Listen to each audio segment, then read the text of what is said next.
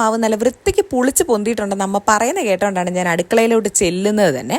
അപ്പോൾ അപ്പത്തിൻ്റെ മാവ് അവിടെ സെറ്റായിട്ടിരിപ്പുണ്ട്. അതിൻ്റെ കൂട്ടത്തിൽ തന്നെ തലേദിവസം വേവിച്ച് വെച്ച കടലയാണ്. ഇത് ഫ്രിഡ്ജിൽ വെച്ചോണ്ടാണ് ഇങ്ങനെ തണുത്തതായിട്ടിരിക്കുന്നത്.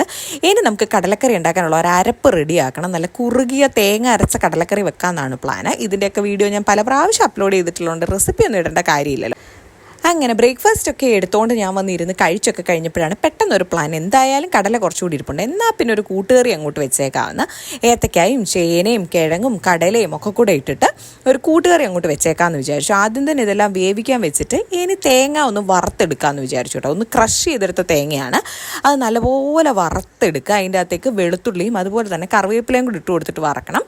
നല്ലപോലെ മൂത്തു എന്ന് ഉറപ്പ് വന്ന് കഴിയുമ്പോഴത്തേക്കും അതിൻ്റെ അകത്തോട്ട് മഞ്ഞപ്പൊടിയും മുളക് പൊടിയും മല്ലിപ്പൊടിയും കുരുമുളക് പൊടിയും ഒക്കെ ഇട്ട് കൊടുക്കുക. ഇനി ഇതിൻ്റെ അകത്ത് സ്പെഷ്യൽ ഇൻഗ്രീഡിയൻ്റാണ് മറ്റേ എല്ലാ സുഗന്ധ വ്യഞ്ജനങ്ങളുണ്ടല്ലോ, സ്റ്റാർ, പട്ട, ഗ്രാമ്പൂ, അതെല്ലാം കൂടെ പൊടിച്ച് വെച്ചിട്ടുള്ളതാണ്. അതും കൂടെ ഇട്ട് കൊടുത്ത് നന്നായിട്ട് മൂപ്പിക്കുക. ഇങ്ങനെ മൂത്ത് ഏകദേശം ഈ ഒരു നിറമൊക്കെ ആയി കഴിയുമ്പോഴത്തേക്കും നമ്മൾ ആ വേവിച്ച് വെച്ചതിലേക്ക് ഇതും കൂടെ ഇട്ട് കൊടുക്കുക, വേവിച്ച് വെച്ച വെജിറ്റബിൾസിലേക്ക്. എന്നിട്ട് അത് നല്ലോണം മിക്സ് ചെയ്ത് വെക്കുക. നല്ല കുറുകി വരുന്നതാണ് കണക്ക്. അങ്ങനെ കുറുകി വന്നു കഴിയുമ്പോൾ എടുക്കുക. നല്ല അടിപൊളി കൂട്ടുകറി റെഡിയാണ്. എന്തായാലും അടുത്ത ഏതെങ്കിലും ഒരു പിറന്നാളിന് ഉറപ്പായിട്ട് ഇത് വീണ്ടും ട്രൈ ചെയ്യുന്നതായിരിക്കും. അപ്പോൾ ഇതാണ് കൂട്ടുകാരുടെ ഒരു പരിവം. നല്ല ടേസ്റ്റ് ഉണ്ടായിരുന്നു. കഴിച്ച് കഴിഞ്ഞിട്ടാണ് ഞാൻ ശരിക്കും ഓഡിയോ എടുക്കുന്നത്. അത്രയ്ക്ക് അടിപൊളിയായിരുന്നു. അപ്പോൾ നമുക്ക് അടുത്ത വീഡിയോയിൽ കാണാം.